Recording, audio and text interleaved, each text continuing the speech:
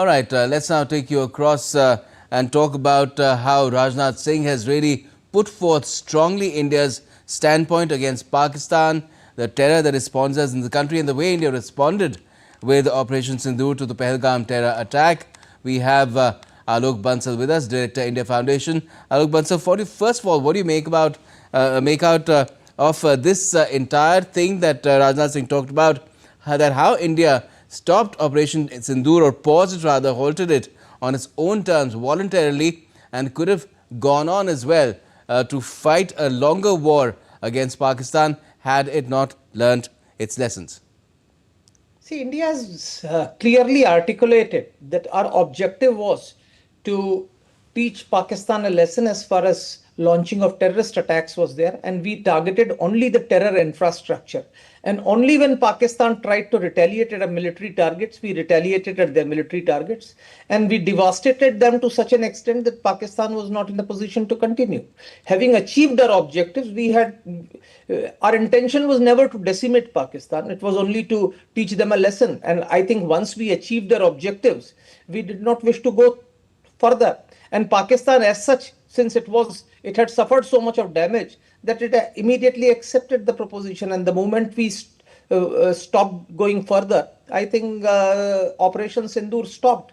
But the fact is, it was stopped at our terms. We achieved all our objectives. Firstly, we destroyed all the terror camps. And once Pakistan tried to target the military targets, we decimated their military targets as well. And I think eventually thereafter we had no other objectives. And I think it stopped thereafter.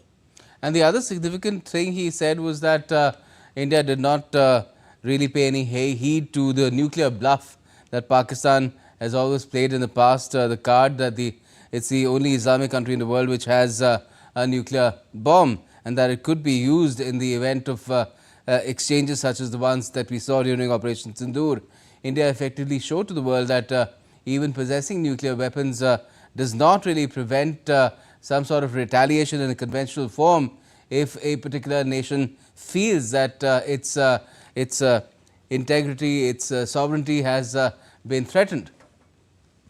See, there is no doubt that we called off Pakistan's nuclear bluff, and I think India's nuclear doctrine is very clear that any usage of any nuclear weapon whatsoever, in whatever quantity, whatever capacity, at wherever, will elicit a massive retaliation. And Pakistan knew that if it tries to do that, we will retaliate massively. And in any case, what Pakistan was trying to say was threaten us, saying that India should not go further,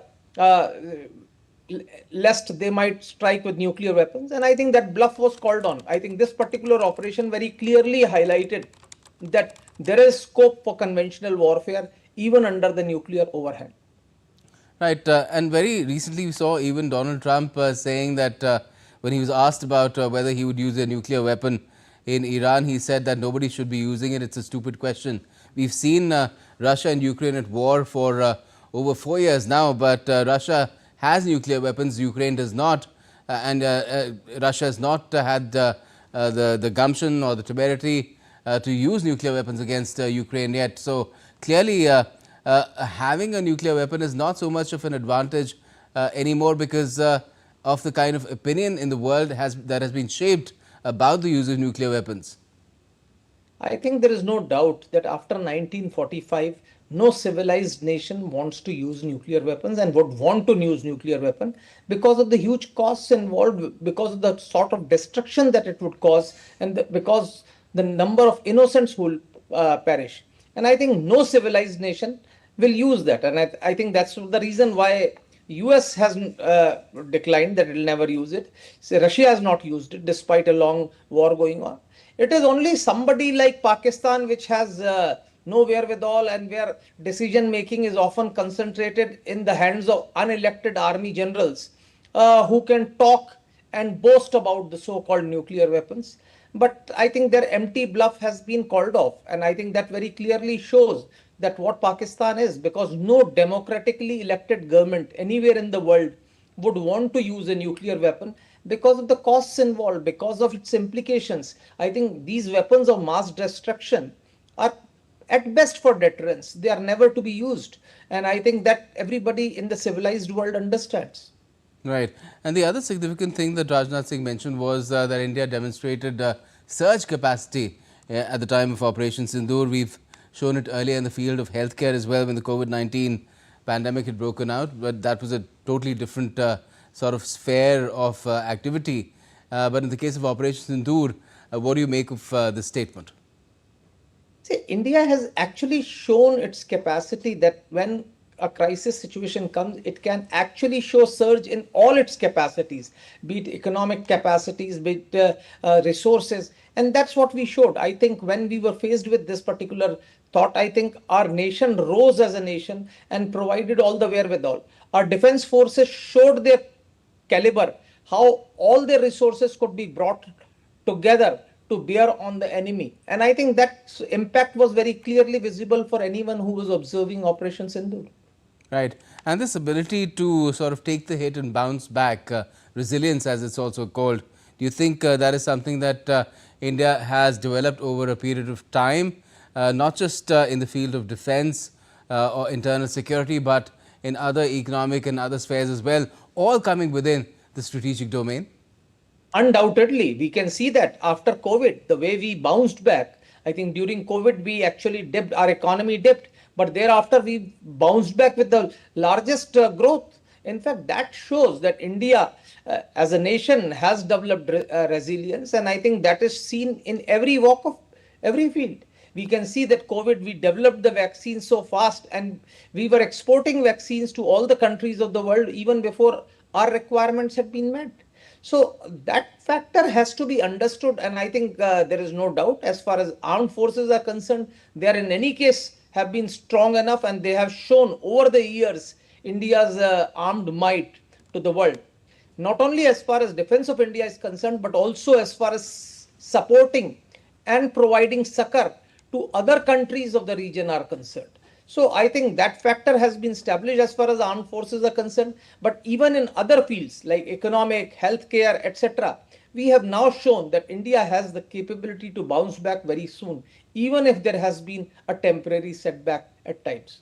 Right. And we've seen how drones have played a role in recent conflicts, be it from Ukraine to Iran to even during Operation Sindoor. The other thing that the defense minister talked about was artificial intelligence. So do you think that is something that India is well abreast with, accustomed to using now, and if we would see it evolving further and further as things go along, as the needs of India's defense evolve, perhaps into areas of robotics as well, combined with artificial intelligence? See, drone warfare has come a big way. In fact, the Gulf War showed the power of drone. A low-cost drone, how it can impact and how it can counter even the most powerful militaries of the world. In Russia-Ukraine war, Ukraine has combined well the drones with AI, and it has actually created a very good response system. I think we have studied that. India has phenomenal capacity as far as drones are concerned. And I think we have probably the largest manpower dealing with, which has studied AI and AI manpower base. And I'm sure we are incorporating it. And I think we are creating a robust response system which can counter drones using AI. And I think in future we will have robotics also, and robots moving into the battlefield who will be able to reduce casualties and achieve the same objectives. Certainly. Well, we'll have to see how warfare evolves, and in terms of future conflicts, well, basically the best thing to do would be to prevent them, not let them break out. But sometimes things do slip out of hand, as we are seeing in different parts of the world even now. Thanks a lot for joining us, Alok Bansal, to talk about these latest remarks of the Defence Minister.